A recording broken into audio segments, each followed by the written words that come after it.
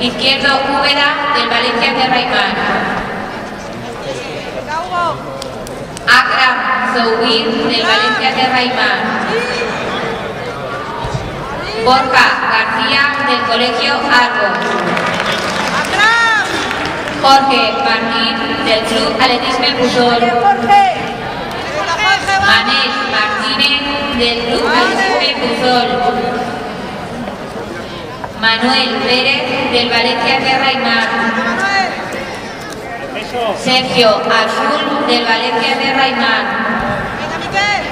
Luis Márquez del Club Atletismo Campanar.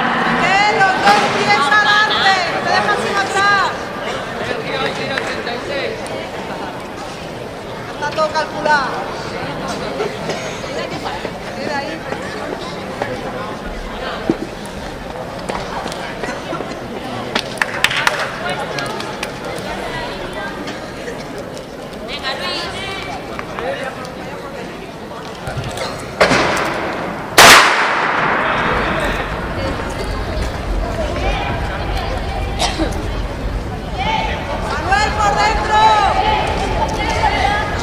En la prueba de 2000 metros lisos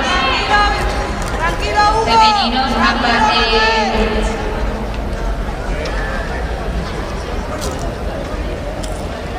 Venga, Joan, sigue. Joan, medio pie adelante, Aguanta un poco. En la batida levantar rodilla arriba, ¿vale?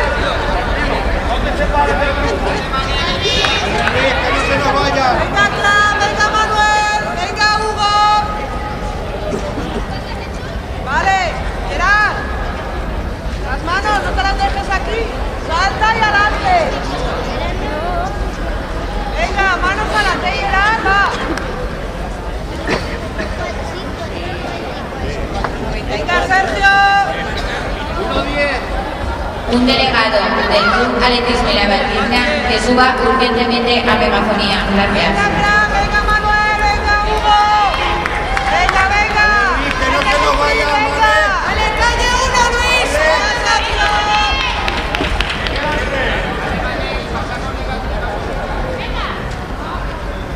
Venga, Víctor.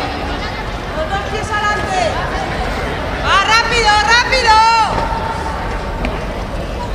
Vale, Víctor.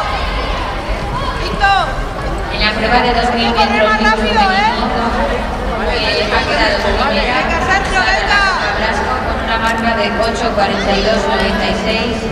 En segunda posición Susan Blesa Chirán de marca de